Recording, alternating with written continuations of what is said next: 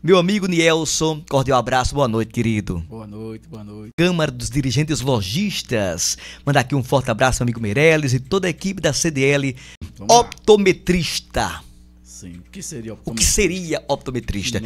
O pessoal pergunta sempre isso a você, não pergunta? Muito comum. Nada, uma definição simples, mensurar. Mensurar. Então, tecnicamente, a gente mensura a visão. Mensura a visão. Isso, mede a visão.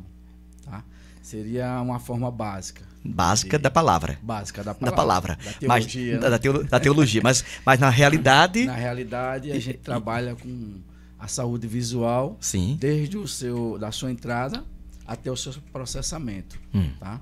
A gente vai... Óptico, é isso? Positivo. Que faz toda uma cascata de informações. Que se cruza lá no occipital, não é isso? Isso. Não, que asma óptico. Aqui atrás, né? Na frente. Na frente. O cruzamento é na frente. Primeiro cruzamento de informações. Sim. Em seguida vai outra cascata. Que faz outro cruzamento? Que a gente, na realidade, a gente enxerga invertido. Isso. E quando... Para uma questão didática, né? Sim. A imagem é formada de forma invertida e a partir do processamento visual é que ela vai para o transcendente normal. Por exemplo, se o olho, que é um captador de luz. Sim, é um órgão. É um órgão captador de luz. Capta. Se ele não conseguisse fazer essa transformação de informação, tudo que a gente via era branco. Não haveria cor, formas. Tá? E na realidade a ausência de cor é o branco. Isso. Não é o preto, isso. Não é isso? Positivo. Gostei. O preto é a soma de todas as cores, assim? Perfeito. É a ausência, né? A ausência da cor. Cores.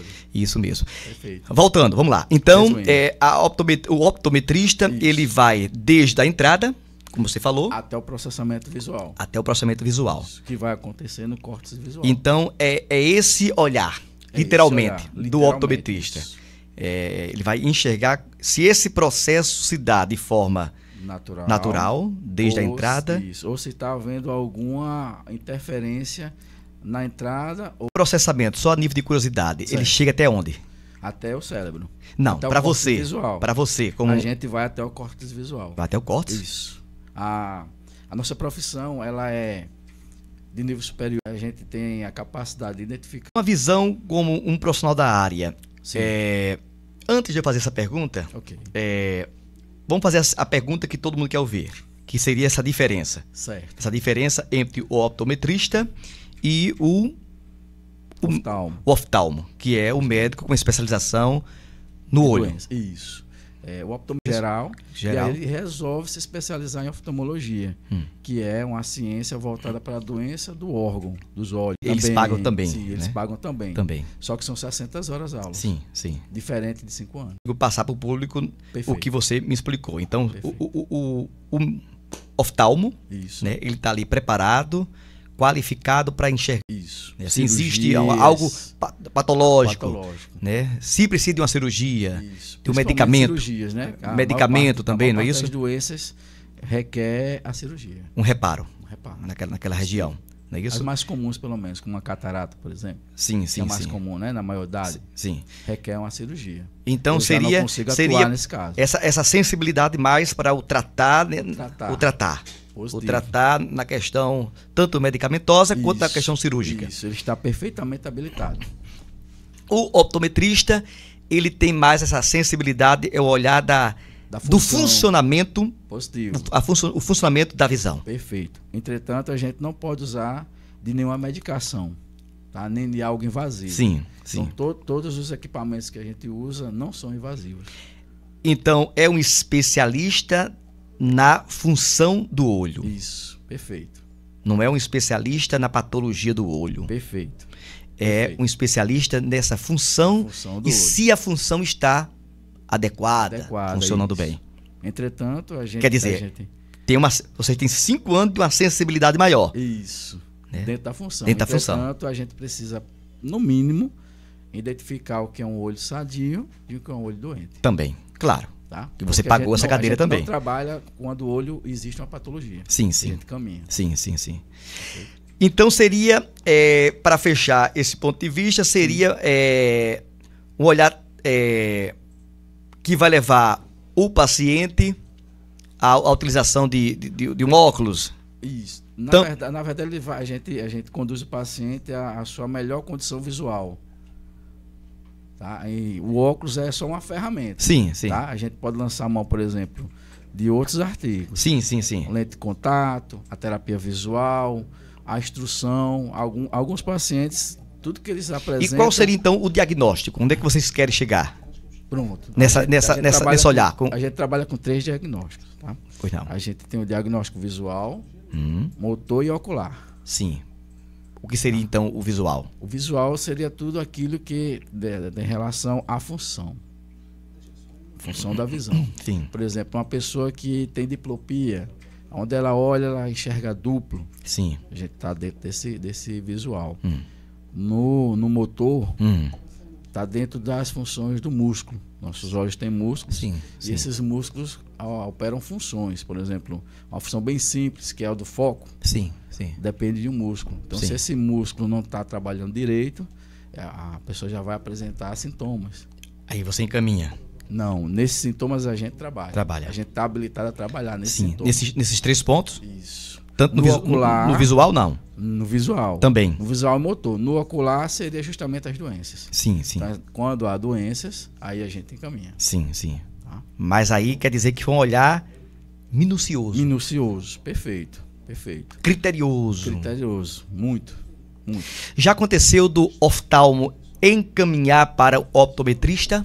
No Brasil, Sim. sim, mas é muito raro ainda, infelizmente.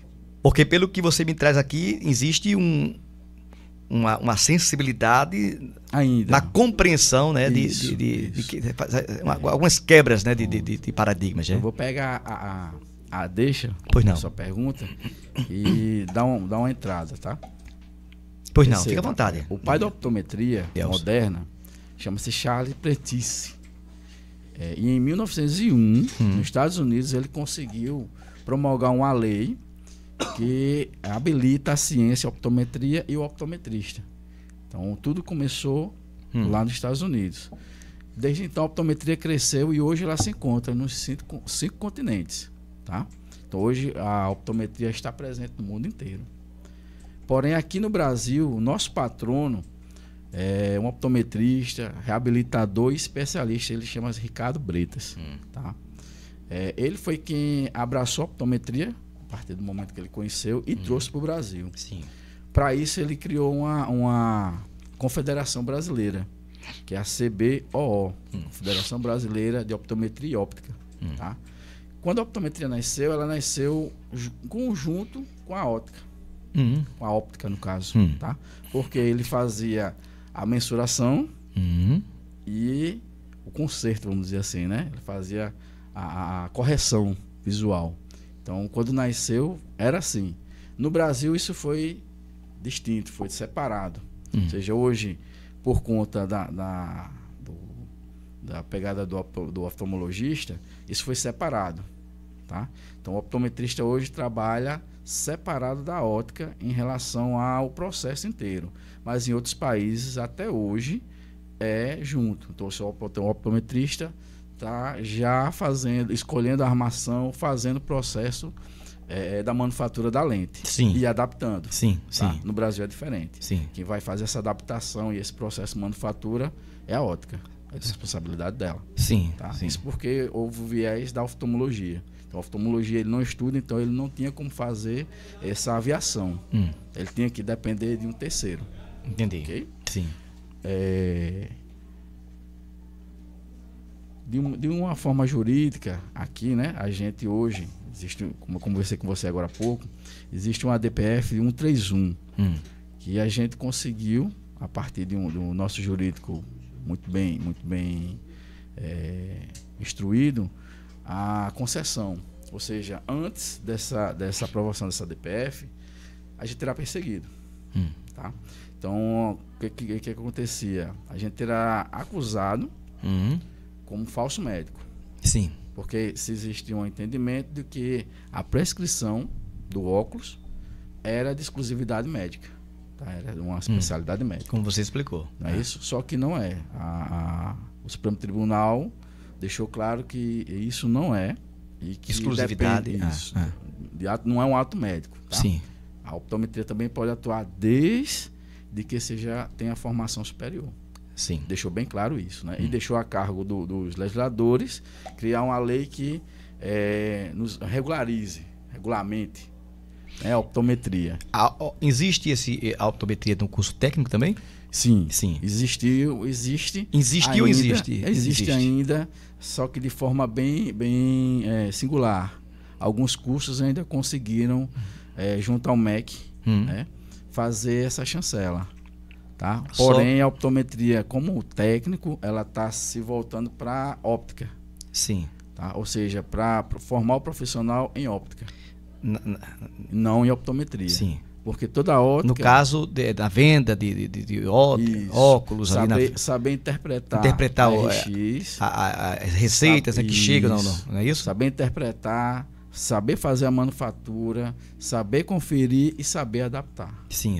Por isso que é necessário, dentro de uma ótica, um técnico óptico. Sim, tá? perfeito. Muito, muito necessário. Exato. Importantíssimo, na verdade. Sim. Tá?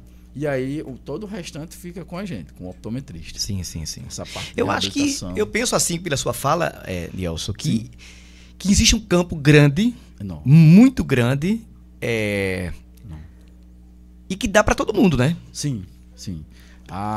Assim, para fechar a fala, né? Sim. Que o campo é muito grande, enorme. E que dá para todo mundo trabalhar, desde que assuma responsabilidades, cada um seguir a legislação, seguir as leis, tudo certinho, né? E eu acho que dá, sim. Me parece que quem ganha com isso é o povo brasileiro. Quem ganha com isso é a própria população, é o cliente com mais qualidade, né? População. Você falou uma coisa interessantíssima, viu? É um dos questionamentos que sempre vem à tona. Sempre que há uma conversa sobre optometria, esse viés ele é levantado. Por quê? Imagine que para se formar um oftalmologista, por exemplo, são anos. São 6 anos de medicina, que não é barato. Isso. Mais a especialização em oftalmologia, que também não é muito barato. Então a gente pega esse profissional caro, né, altamente especializado em tratar doenças bem específicas, e aloca ele na atenção primária. Não bate. Entendi. Aí a gente tem do outro lado um profissional especializado na função, com a carga horária tal qual, que é a superior, sim. Com a experiência que precisa ter e o valor de formação bem mais baixo. Então, bem mais acessível. Então, a nossa consulta é mais acessível, a gente está mais predisposto a ir mais longe, a ir mais em locais remotos, por exemplo. Ou seja, a gente está mais acessível ao público para a atenção primária, que funciona mais ou menos assim. Em outros países, tá? Quando você precisa ou você acha que tem algum problema visual, você vai ao optometrista, ele realiza as avaliações que a gente vai ver aqui, passo a passo, e quando ele identifica algo, ele já remete ao oftalmologista. Exatamente. Eu peço até, assim, vou fazer uma analogia aqui, uma comparação, perfeito. E eu peço perdão a você se eu ferir com a analogia e aos seus amigos também da área da optometria. Tranquilo. Todo mundo está muito tranquilo. Então pronto, então eu vou fazer uma comparação aqui. Perfeito. Seria, por exemplo, assim, na minha forma, na minha pequenez de enxergar, seria o optometrista um enfermeiro? Sim, do ponto de vista... Do ponto de vista da atenção primária, desse contato primário. Estamos alocados exatamente nessa função. E se vê se há uma necessidade, passa-se para o profissional ali. Somos os executadores, né? E não deixa de ser todos dois superiores. Isso, entendeu? Perfeito. Somos de formação os executores. Perfeito. Que tá mais né? A analogia foi da minha pequena forma de enxergar. Maravilhosa. Não querendo desmerecer, nem tampouco igualar, só para comparar, assim, para fazer analogia para o público de casa. Não desmerece não. Você já está começando a compreender aonde a gente é alocado dentro do sistema de saúde. Sim. Tá? E aí você vai perceber a importância. Se hoje um sistema de saúde tivesse o optometrista na linha de frente... Perfeito. As filas, por exemplo, de catarata não existiriam. Por isso que eu falei que quem ganha com tudo isso, quem ganha é o povo, quem ganha é o povo. Os médicos que hoje estão na linha de frente teriam tempo para fazer a catarata, por exemplo. Perfeitamente. Isso e adiantar os processos de cirurgia, isso não né? acontece, não existe fila. Exatamente. Porque eles estão alocados lá na atenção terciária. Vocês têm conselho, não é? Isso. E qual é a fala do conselho? O que é que vocês trazem como ponto de adiantamento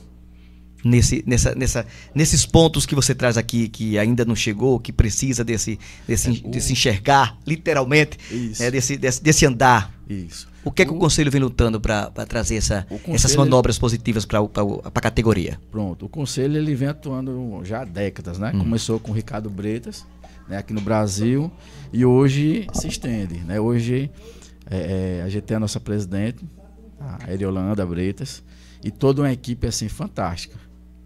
Hoje a CBOO ela está muito bem representada, desde da administração até o jurídico. Qual seria uma das conquistas nossas foi justamente a DPF, né?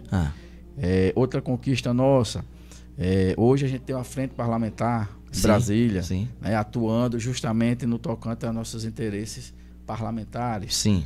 Então hoje a causa não está mais sozinha, está mais vista. Essa inserção, por exemplo, no setor primário, né? Existe uma luta da Existe. Por exemplo, da nossa cidade ela é pioneira, tá? Nesse caso aqui na Paraíba. Salvo engano, ela foi a primeira cidade a ter Quando uma você lei fala municipal. Nossa cidade, qual cidade? Santa Rita. Santa Rita. Isso. Foi uma cidade pioneira no Brasil? Sim, não, acho que na Paraíba. Na Paraíba. Na Paraíba. Em colocar a exceção do optometrista. Hoje, existe uma lei municipal, tá, que insere o optometrista na atenção primária. Temos hoje disponível atendimento primário com optometrista, salvo engano, no Palio Malagueta. Sim. Tá? É até uma colega nossa.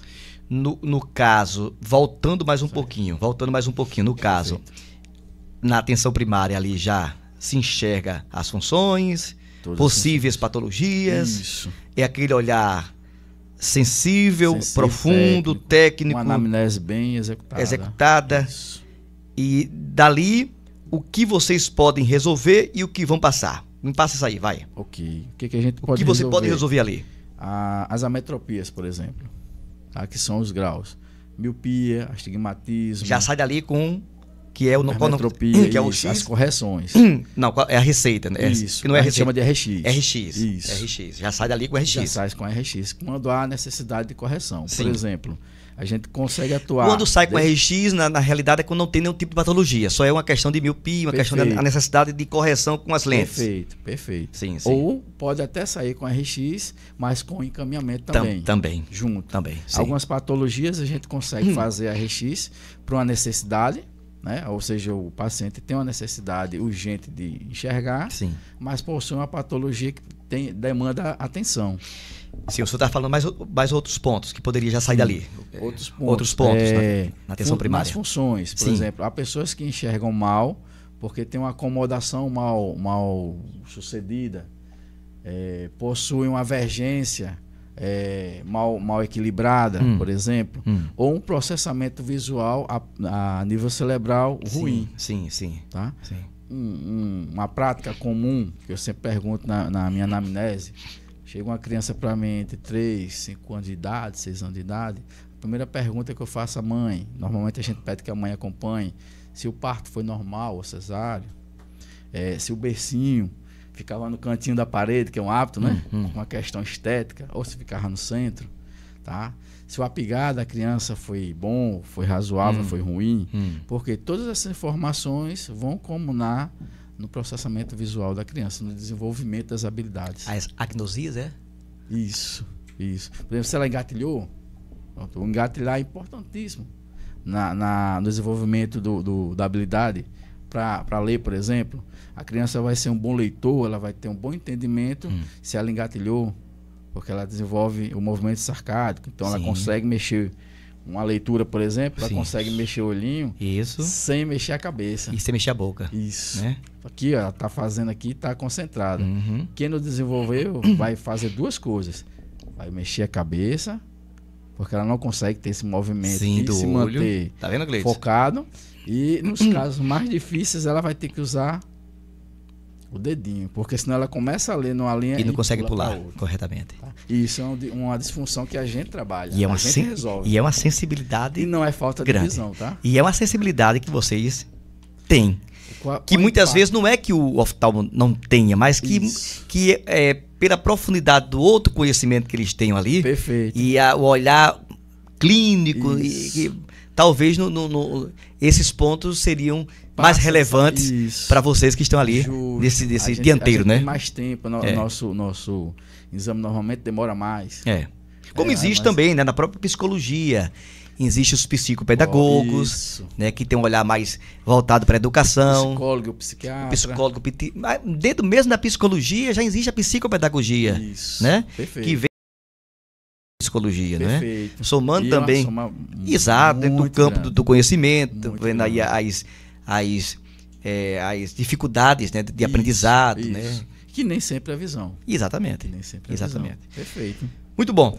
Estamos conversando com o senhor Nielson Santos da Silva, do nosso podcast Garotinho Você. Ele que é optometrista, batendo um papo super legal e muita curiosidade, viu? Tirando aqui algumas curiosidades que eu não conhecia de fato. Muita coisa Muito ainda. bom mesmo.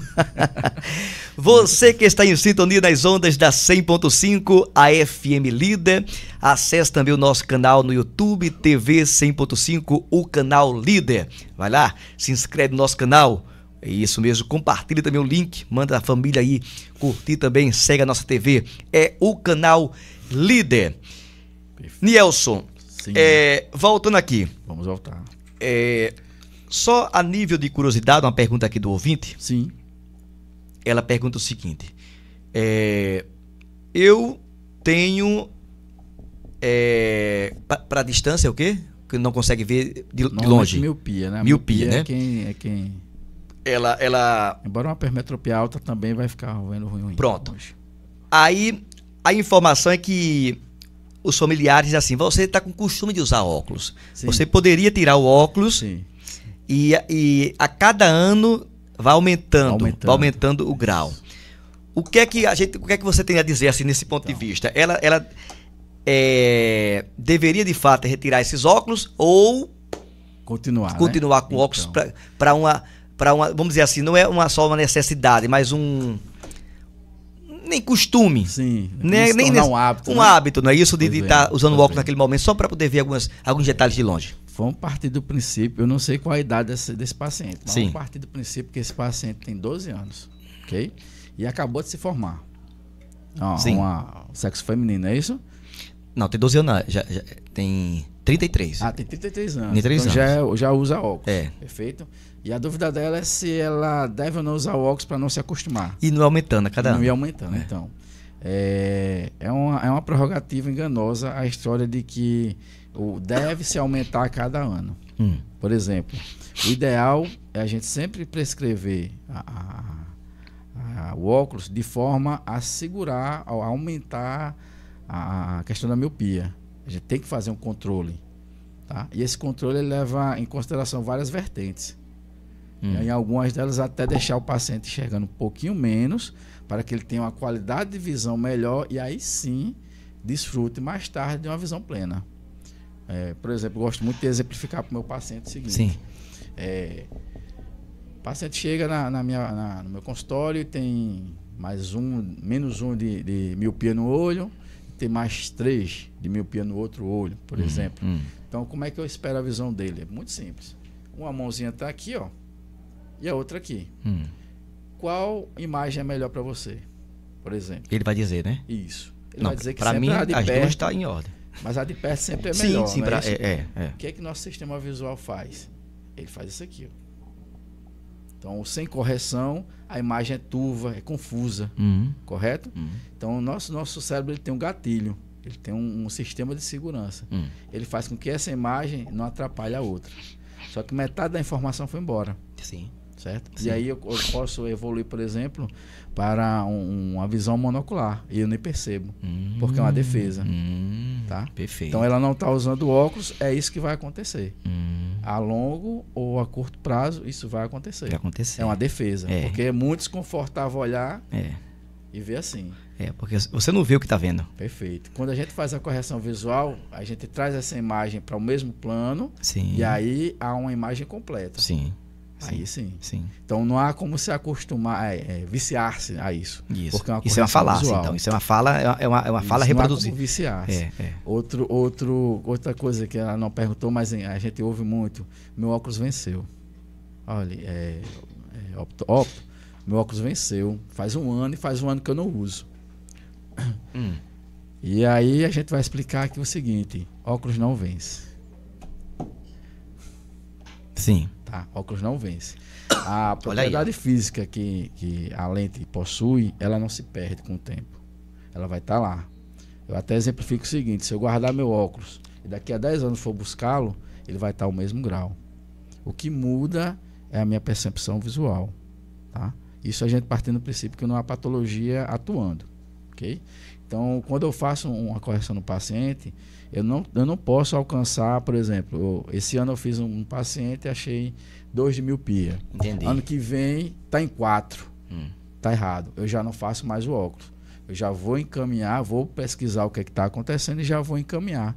Porque provavelmente tem uma patologia ali atuando. Porque não é comum esse salto de grau de um ano para o outro. Sim. E às vezes acontece em 6 meses, como já tive pacientes. Sim. Então esse é o olhar clínico da gente. Tá? A falta do uso, terminando a resposta dela, a falta do uso do óculos vai resultar numa visão monocular, provavelmente a longo prazo. Quer dizer que é uma defesa. Quer dizer que não se deve tirar, não se deve tirar. Não uma tirar. Vez que precisa, infelizmente a gente tem que usar. Isso aqui é uma órtese. Então, se eu tiver com ela, eu estou corrigido. Minha visão sensorial está equilibrada. Se eu tiro ele, automaticamente meu sistema visual vai tentar corrigir, não consegue, e aí escolhe um dos olhos, para que eu consiga exercer a função que me predispor. Se eu sou radialista, eu vou ter que ler. Se eu sou operador, vou ter que fazer a minha função. Então, eu forço meu sistema visual. E isso tem um prejuízo. E o prejuízo é caro. Sim. Ainda nesse ponto, sim, só para poder instigar um pouco mais, sim, que agora eu compreendi a sua fala. Perfeito. E vou trazer só um ponto aqui. Se esse paciente, agora é fictício, não é mais esse, agora é uma dúvida minha mesmo. Perfeito. Ele, pelo hábito, ainda insisto, sim, pelo hábito de usar, vamos lá, um em um nos dois lados. Perfeito. Não vou colocar um em dois. Vamos colocar um em um. Um em um, tá? Para colocar igual. Para só não vir com a ideia do um em um. E a nossa própria percepção de compreender o que está vendo. O que está vendo. Perfeito. Se eu tiro o óculos, eu perco detalhes. Isso. Mas a minha percepção fecha esses detalhes com o tempo. Com um ano sem o uso. Isso. Eu vou fechando esses detalhes porque você sabe que a própria... O sistema, ele tem um sistema de... O próprio cérebro da gente, ele fecha a ideia, né? Isso. Que a gente chamaria de gestalt, né? Os pontos, eles se esferram. Isso. E a gente forma a imagem. Que a gente tem. Forma a imagem. Perfeito. Não seria, então, um vice tá sempre querendo ver o detalhe, e se a própria percepção eu fecharia sem necessidade de um? Não. Perceba o seguinte. É uma pergunta perigosa, né, pro senhor? Tecnicamente, todo olho deve ter 60 graus. Forma didática falando, tá? Que você é aproximado. Okay? Se eu entrei nesse ponto, só tem que vir esse ponto também. Mas vamos lá. Nossa córnea, ela possui 40 graus. Tecnicamente falando, para depois o pessoal não tá aí dizendo, mas só tem 38. Sim.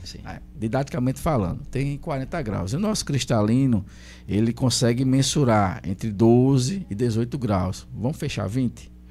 Então, todo olho que chega ao meu consultório, eu tecnicamente espero ele ter 60 graus. Perfeito?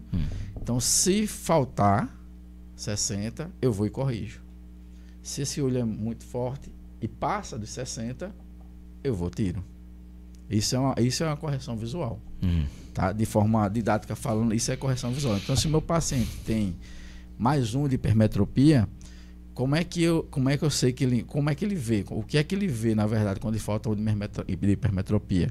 Ele está usando, se esse paciente tiver menos de 40 anos, ele está usando as reservas funcionais, tá? Em lugar do grau.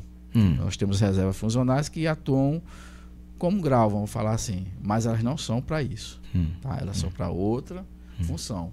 Não tem, ela entra em ação, só que isso tem prejuízo. Então um grau ele consegue suprimir até meados de 40 anos, mas ele vai ter prejuízo.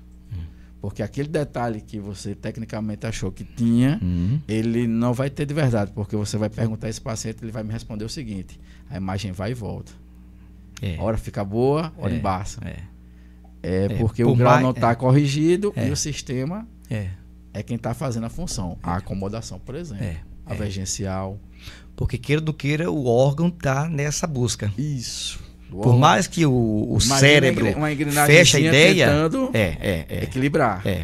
Tá? O foco tentando equilibrar. Se está faltando na câmera, o foco vai tentar equilibrar. Sempre ali. Isso. Né? Só que assim, as vergências... Vai chegar um momento que vai cansar. Vai cansar. Por exemplo, um presbítero está abaixo de 40 anos. Foi uma pessoa que provavelmente era um hipermétrope e não quis usar óculos. Eu enxergo bem. Com 38 anos, 37 anos, chega no consultório. Rapaz, eu só enxergo, pra longe eu enxergo bem demais. Agora, pra perto, tá ruim.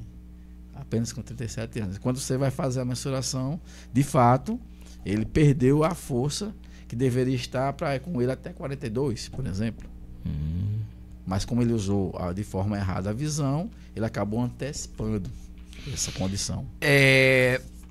Nielson, me diga uma coisa, uma outra dúvida aqui no nosso bate-papo.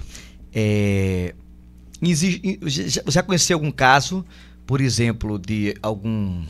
Você usa cliente ou paciente? Paciente. Do paciente, ele chegar com grau X alto e diminuir com o uso, existe essa possibilidade? Isso é um processo chamado de correção, é isso? É uma correção visual, sim. Com o tempo ele vai diminuindo. Ele pode chegar ao ponto de diminuir ou sempre vai aumentar? Sempre ascendente? Na verdade, funciona assim. A gente, às vezes, vai atender o paciente e é a primeira vez, por exemplo, e a gente tem critérios. Né? Os nossos critérios são diferentes dos critérios do oftalmo, por exemplo. São bem diferentes. Sim. A nossa forma de correção. Então, quase sempre a correção com o parceiro será maior. Porque o critério dele leva em consideração uma forma de visão. O nossa usa outra. Tá? Então, quase sempre, se eu pegar e é comum, tá? Eu pegar um receituário de um paciente com mais 2,5 e quando eu chego em 2, ele já está vendo pleno, 100%, com conforto. Então, por que chegou lá em cima? Porque o critério de correção é diferente. Sim. Que também é legítimo de vocês. Isso. É legítimo. Perfeito. Tá? Nossa RX, por exemplo, ela tem por base ter lá a condição visual do paciente. Mas existe essa possibilidade de regressão? Regressão, não. Raramente, muito raro. Existe assim um critério de correção que estagnar um bom tempo. Resolveu deixar mais forte, por exemplo, deixar hipercorrigido. Ou a gente vê sempre que aumenta, né? Não deveria, tá? Não deveria, por exemplo, o meu grau é o mesmo há 11 anos. Eu tenho astigmatismo. Sério? Isso. O meu grau é plano, com -4 de astigmatismo há 11 anos. Por quê? Porque a correção, o critério de correção leva em consideração o conforto visual. E no conforto visual, o meu sistema visual não entra em colapso, ele não se estressa. Então, se ele não entra em colapso, ele não se estressa, ele não tem por que pedir mais grau, pedir mais força. Tá? Por exemplo, 2 forças atuam na nossa visão, certo? Uma a gente chama de esférica, que pode ser a hipermetropia ou a miopia, e a outra a gente chama de cilíndrica, que sempre será astigmatismo, que pode ser astigmatismo positivo ou negativo.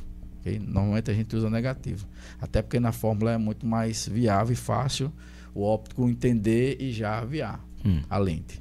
Então, o esférico considera o olho inteiro. Então, eu tenho uma hipermetropia de +1 ou tenho uma miopia de -1, a gente considera que essa miopia está na esfericidade do olho. Já o astigmatismo não, ele está no meridiano do olho. De forma que se eu corrigir esse meridiano errado ou aproximado para mais, eu vou ver errado. Eu vou ver mal. Perfeito. Estamos conversando com Nielson Santos da Silva, no nosso podcast Garotinho e Você. eu recebo aqui da produção, meu amigo Cleiton Pessoa, informações aqui que você também pode ouvir esse e outros podcasts no Spotify, digitando podcast Garotinho Você.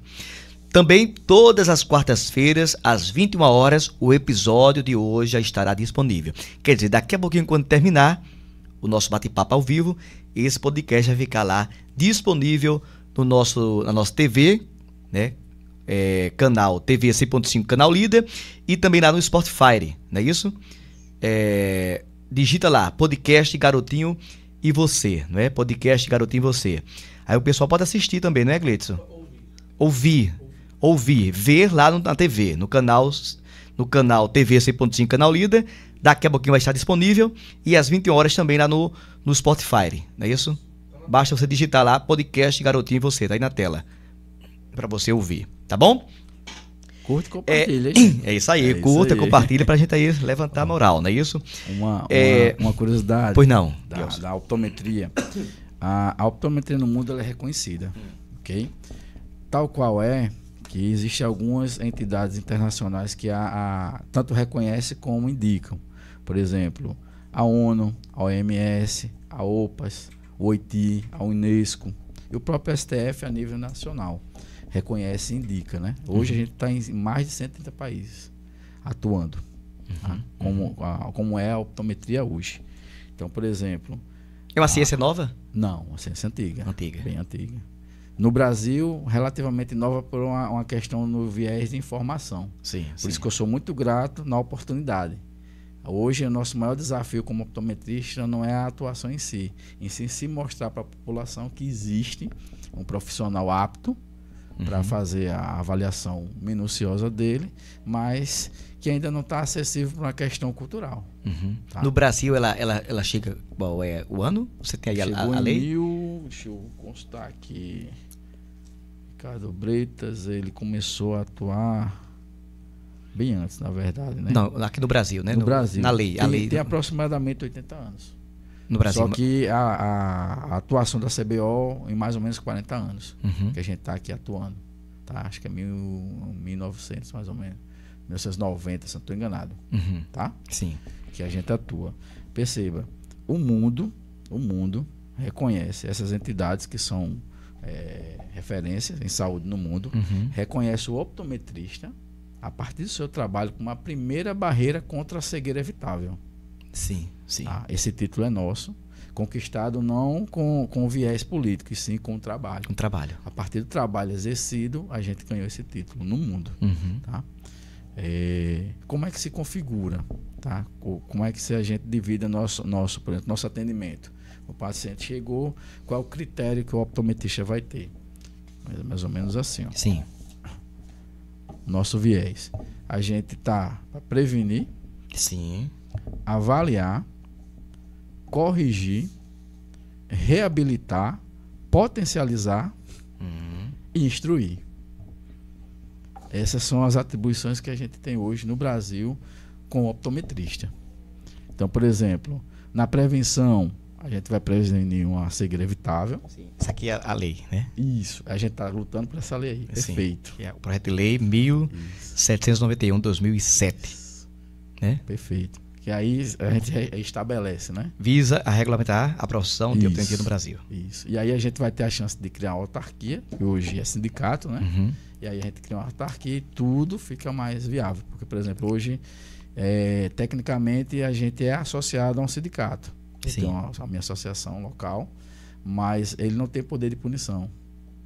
Então, a gente se organiza e faz com que pessoas que estejam tentando atuar como optometristas, mas não são, a gente procura punir. Sim. Tá? Para isso, a gente tem o braço da CDL, tem a Anvisa, tá? Está junto com a gente fazendo esse critério, essa fiscalização. Pois não. Ok?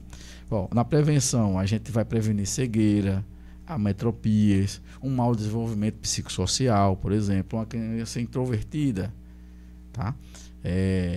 O comportamento dela, a postura. Sim. Tá? Tudo isso a gente muda. A aprendizagem, como ela aprende, como ela se desenvolve. Como, por exemplo, atendi uma criança semana passada, 12 anos de idade, certo? ia mal na escola e a mãe achava que ele era preguiçoso. Ele só tinha 3,5 de miopia. 3,5. E aí eu mostrei à mãe como era a perspectiva dele em relação à visão e ela chorou, porque ela dizia, meu Deus, meu filho não enxerga. Eu disse, ele é um herói. Ele está estudando, é um herói, porque é assim que ele vê. Ah, mas ele não gostava de brincar com as crianças. Ninguém vai gostar. É impossível você conseguir desenvolver um relacionamento se tudo ao redor de você é turvo, é sem forma. Muito difícil. Sim, então, sim. Na prevenção, a gente previne esse tipo de situação, que em casos mais graves é como numa criança, um adulto com depressão, um adulto introvertido, um adulto sem foco, um adulto que não tem o conhecimento próprio, não tem confiança em si mesmo. Sim, sim. Né? Sim. A gente trabalha nessa sim, área. Sim, sim. Já na avaliação, aquilo que a gente conversou, sim. A gente vai fazer a avaliação visual, a motor e a sensorial. Sim. Então, a ficha clínica divide-se nessas 3 funções, que é onde a gente é o extra, né? Sim, sim. Somos os melhores aqui nessa função. Nessa função. Certo? Exato. Aqui a gente vai ver habilidades desde a criança nascida, tá? O primeiro dia de vida, a gente vai fazer a avaliação.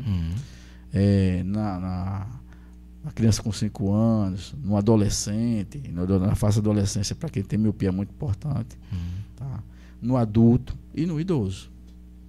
Tá? No idoso, principalmente, quando ele tem patologia, a gente caminha após a cura da patologia, como por exemplo uma catarata, que é muito simples.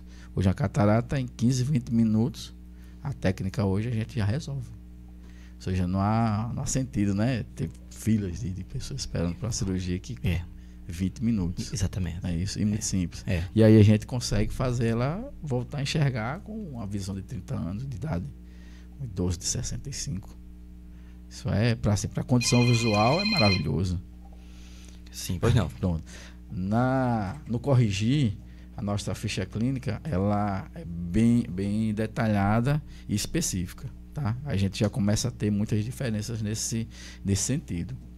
No corrigir, a gente vai começar com a anamnese, a gente vai passar pela tomada das acuidades visuais, como por exemplo aqui, tem um exemplo aqui de uma ficha clínica nossa, né? Que a gente faz a atuação, né?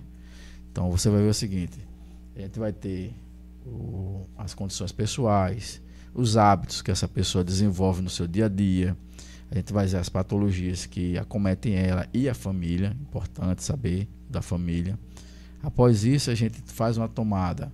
Se ela já usa óculos, a gente faz uma tomada da lisometria, do óculos atual que ela faz uso. E em seguida, a gente já começa com a parte de ceratometria, da avaliação dinâmica da pupila, das conversões, por exemplo, a gente no cover test, que é um teste que nós fazemos, a gente pode tanto diagnosticar como fazer meios de tratamento para um desvio, que é o caso mais comum, né? Que as pessoas notam, né? Porque é visível, né? O desvio visual está lá esteticamente incomodando e a gente consegue tanto mensurar como tratar. Por exemplo, interessante. E isso tá só até a metade da ficha clínica, tá? Com certeza. Não temos como passar detalhadamente todos esses pontos, mas a gente vê realmente a importância da profissão, a importância, né, dos optometristas nessa habilidade que vocês têm de trazer aí melhoras em diversos campos, né, da atividade. Estamos chegando aqui, meu caro amigo Nielson, na reta final aqui do programa. Perfeito. Dá tempo ainda mais, só para fazer mais uma pergunta aqui. Sim. Uma pergunta que fica também aqui do ouvinte, como é que é a relação hoje, a relação entre vocês e os oftalmos? Existe uma relação tranquila? Ainda existe alguns choques, alguns pontos que devem ser conversados, assentados, não é isso? É tranquila, tá? Hoje, na maior parte dos casos, é tranquila. Tá? Existe alguns oftalmos que, infelizmente, ainda não aderiram à parceria com a optometria, mas, em contrapartida, existem outros, tá? Que aderiram e hoje fazem uso, fazem a parceria. Então, hoje, por exemplo, eu tenho uma patologia de um fundo de olho, eu preciso de um diagnóstico de um glaucoma, por exemplo, que eu tenho hoje como encaminhar para um oftalmologista e ele prontamente fazer esse diagnóstico e tratamento. E me remeter o paciente para o restante do tratamento, que seria a correção visual em si. Hoje é tranquilo. Inclusive, hoje existe na Paraíba, em João Pessoa, é pioneiro, inclusive, uma clínica oftálmica que também tem a licença optométrica. Então, hoje ele trabalha em parceria e só tem a ganhar. Se você prestar atenção, ele é referência hoje. Eu não vou falar o nome porque como eu não conversei com ele, não sei se autoriza. Claro, né? claro. Tá, mas hoje é referência e é um ponto positivo. Não resta dúvida que, muitas vezes, a relação ela não é cordial, não só no campo da visão, em outros campos também, mas quando a gente conversa com alguém da sua envergadura, Nelson, que traz uma fala sensata, com equilíbrio, com base no conhecimento, a gente vê que, acredito que os profissionais oftalmos que estão ouvindo agora, né, os médicos, oftalmos, ficam tranquilos em saber que tem pessoas que cuidam também da visão, né, na área específica daquele profissional. Sem entrar na seara. Sem entrar na seara. E eu acho que é o grande cuidado dos profissionais que tem todo o espaço no momento de dividir um pouco os espaços, de dividir com quem tem a habilidade e capacidade para poder absorver. Eu acho que não só nessa área, né? Dentro do campo da psiquiatria existiu também essas questões, mas quando você vê que os psiquiatras, eles compreendem que existem grandes profissionais de psicologia, né? Que são aptos para trabalhar junto e cooperar pelo exercício da saúde mental, trazendo bem-estar para o cliente, para o paciente, eu acho que é dividido de forma tranquila. Só tem a ganhar todo o grupo, né? Que não existe, não é uma questão de reserva de mercado. E eu tenho certeza que eles não pensam assim. Eles pensam nesse grande cuidado, no bem-estar do paciente, né? Que no final que é o objetivo. É o nosso objetivo, é o ponto-chave, é a nossa concentração. E acrescento, eu acho que a relação é boa, graças a Deus. E se for não boa, porque ainda existe cuidados por parte dos oftalmos, né? Sim. Não sendo donos do campo, mas pelo cuidado que tem em abrir mais o campo para poder existir essa divisão, essa penetração, essa parceria. Isso. Mas a gente fica muito tranquilo desse papo com você, porque a gente vê um profissional da sua envergadura, um nível de conhecimento e com a sensibilidade, com um carinho por aquilo que fala, né? São quanto tempo já de profissão o senhor tem? E atuando hoje eu tenho 3 anos. 3 anos. 3 anos. Parece que o senhor tem 20 anos já de atuação. Pela sua fala. A gente considera a atuação a partir do momento que eu estava apto, né? Sim. A gente já atua antes. Sim. Dentro do campo de visão eu já atuava antes. Sim. Só que de outra forma, né? Sim. Como o optometrista. Não como optometrista de fato, só após a minha formação que eu passei a atuar. Mas um conhecimento aí bem profundo do que traz pra gente. O conhecimento é muito amplo e requer muita informação. Então a gente acaba que sozinho a gente não consegue fazer um bom trabalho. Perfeito. A verdade é essa. A gente depende do técnico óptico, por exemplo, de fazer uma boa execução. Não adianta. Perfeitamente. Olha aí, você já abrindo espaço também para outras possibilidades também. Não adianta fazer um bom trabalho e o técnico óptico não exercer a parte dele. Exatamente. Eu vou saber corrigir. Exatamente. Perfeito, mas se falhou lá, ficou ruim. Assim como não adianta também eu fazer um bom trabalho, remeter a um profissional, como infelizmente já aconteceu, para fazer um diagnóstico e ele remeter de volta sem nem fazer o exame. Tá? Sim. Já aconteceu isso também. Então, se cada parte, e é até interessante, você tocou nesse assunto, existe um desenho que eu vou deixar para você, viu? São os 3 Os da visão. Os 3 Os. Os 3 Os. Óptico, optometrista e oftalmologista. Se esses 3 Os trabalham em comum acordo, em união, o óptico, o técnico, o optometrista ali no superior, oftalmologista, especialização. Aí o paciente ganha, só sai ganhando. Com certeza. Possível ser diferente. Com certeza. Essa é a nossa missão hoje. Com certeza. Essa é a nossa missão. Hoje no Brasil é fazer esse grupo trabalhar. Você vê que na enfermagem, né, os técnicos, né, que recebem também esse espaço, você vê quanto somou para a saúde do Brasil. Pois é, né? A gente teve a oportunidade de perceber o quanto Exatamente. é importante. Você falou nesse tempo, você está falando da época da pandemia, né? Também. Pois bem. Também. A optometria, na época da pandemia, ela foi responsável por quase 80% das consultas executadas nesse período. Ou seja, se os optometristas tivessem fechado as portas, se recusado, muita gente não ia poder nem sequer trabalhar, mesmo em casa. Imagina um dependente de óculos, que estava tudo fechado, né? Que foi assim que houve. Então não conseguia fazer um atendimento no oftalmo, não conseguia fazer um atendimento no óptico, acabou. Muito bom, muito bom. Fica ainda demais, né? Fica uma sensação de um gostinho de quero mais. É muito fabuloso. Muito bom conversar com você, Nielson Santos. Eu que agradeço. Foi um prazer, tá certo? Para você também. Obrigado pela oportunidade. Espero que nos próximos papos a gente tenha já a lei regulamentada aqui no Brasil, não é isso? Chegaremos lá.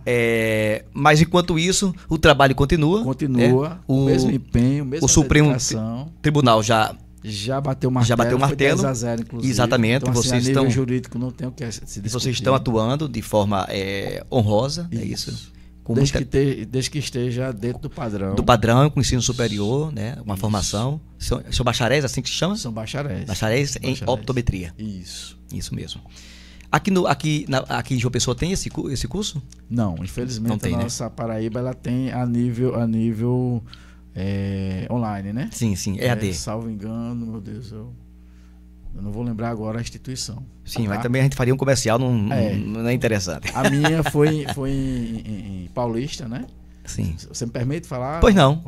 Foi na FASUP, tá? Sim. E eu fiquei feliz porque ela detém o nível máximo de nota no MEC. Sim. Então, a FASUP hoje forma optometristas com a melhor qualidade de ensino. Tá? Segundo o MEC. Sim. Existe outra instituição, também bem credenciadas, bem conceituadas. Se fosse falar que tem professores maravilhosos, a Aniela, que não me deixa esquecer, professora Karina, foi um anjo na minha vida, né? Isso mesmo. Então, é muita gente. Muita gente. É muita gente. Nielson, obrigado pela sua vinda aqui nos estúdios da C.5, nosso podcast. Um abraço. Sucesso. Espera a próxima, viu? Se Deus quiser. Tem mais coisa a falar. Tem sim. Gente, encerrando aqui o nosso podcast Garotinho Você. Para você que ficou aí nas ondas da 100.5 AFM Líder, aquele abraço. Para você que está aí em sintonia com a gente, a TV 100.5 Canal Líder. Vamos encerrar agora o nosso podcast. Esse bate-papo, esse podcast já fica aí salvo no YouTube e também, a partir de agora, você pode digitar lá no Spotify, podcast Garotinho Você, para você ouvir, tá certo? Um abraço, ótima quarta-feira, ótima noite e até a próxima. Tchau. Obrigado, pessoal.